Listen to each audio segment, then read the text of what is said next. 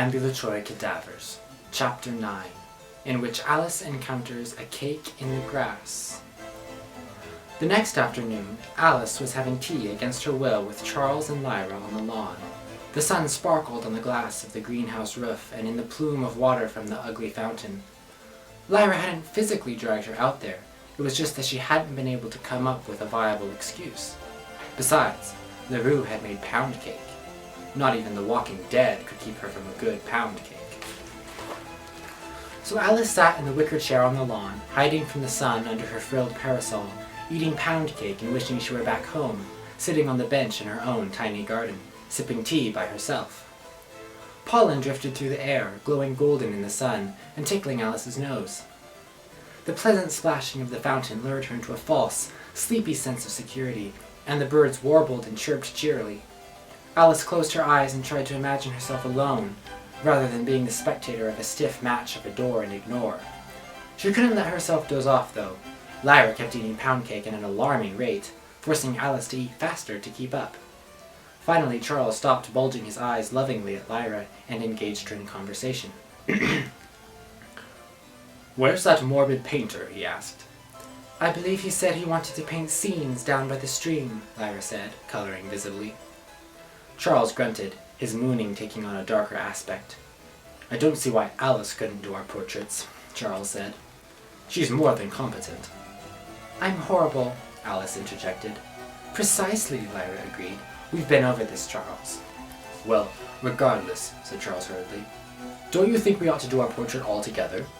"What, you, Alice, and I?" Lyra asked. "That would be odd." "No, it wouldn't," Charles argued. Alice took advantage of her two cousins looking at each other and quickly slipped the remaining half of the pound cake onto her own plate. "I suppose if we did it in the drawing room," Lyra mused, "with me at the harpsichord, you posed as if you were about to croak out a ballad, and Alice in the foreground, her back to the painter, pretending to paint us." Alice adjusted the flowers in the center of the table to hide her plate. She burned with shame at these extreme measures, but what was one to do against an appetite like Lyra's?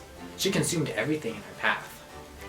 Alice was about to tuck into her ill-gotten prize, and Charles was about to make some doting remark when suddenly the afternoon was completely ruined. A piercing scream came from around the corner of the house. Alice dropped her fork and parasol, nearly leaping out of her seat. Lyra turned her head with a speed to match that of her metabolism, and Charles's eyes nearly popped out onto the table. "What?" he began. Another scream followed, and a loud crunching, and then silence. Alice shivered. The birds stopped singing. The fountain splashed discordantly in the sudden stillness. Shuffling steps approached, and around the corner stepped an undead soldier. "Brains," it said, fixing its soulless eyes on Alice. It stepped out of the shadows, the sun falling on its gray, bluish-green skin. It had once been a young man, but now it stooped and hobbled like an ancient one. Blood dripped from its drooling mouth, sinew stuck between its teeth dangling like party streamers.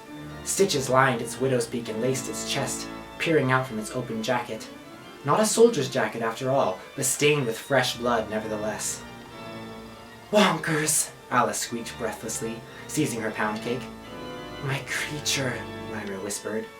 The creature narrowed its eyes. "Brains!"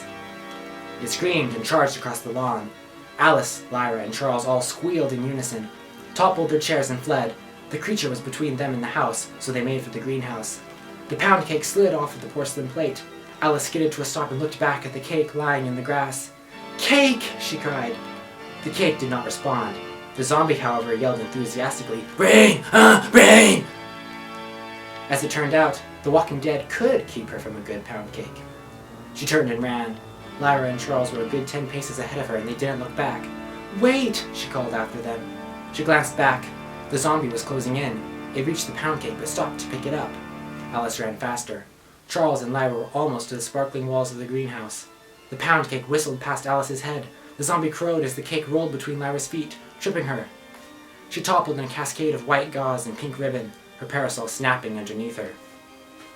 Charles plowed up turf as he skidded to a stop and wheeled around to help her up. Alice reached them and grabbed Lyra's other arm. Together, she and Charles pulled Lyra through the greenhouse door. Charles slammed it shut and barred it with a shovel. Alice's last view was of the zombie loping awkwardly toward them, wailing, "Ah!" in dismay. Alice collapsed onto the tiled floor, shaking. Lyra stood swaying next to her, mumbling under her breath. Charles wiped his forehead. The lower walls of the greenhouse were frosted glass, so they couldn't see out. "They're real," Alice gasped. And then she started crying. Charles helped her to her feet, and the three cousins stood in a tight circle, hugging as the zombie pounded on the door. "What fools we've been," Charles exclaimed. Alice had her head buried in his chest, but he pushed her away and she found her head on an even less receptive breast. Lyra's. Charles seized a trowel from a tool bench and stood ready at the vibrating door. To Alice's shock and surprise, Lyra began to gently pat her shoulder. "Don't worry," Lyra said consolingly. "Good girls like you will go straight to heaven." Alice cried harder. "Stand back a bit," Charles commanded. There were 3 long aisles of plants in the elaborate greenhouse. Lyra and Alice retreated halfway down the center one to where the 3 aisles were cut across by a perpendicular pathway. Alice squeezed her eyes shut, waiting for the door to break. The noise stopped. Alice pried an eye open. The door was still firmly shut.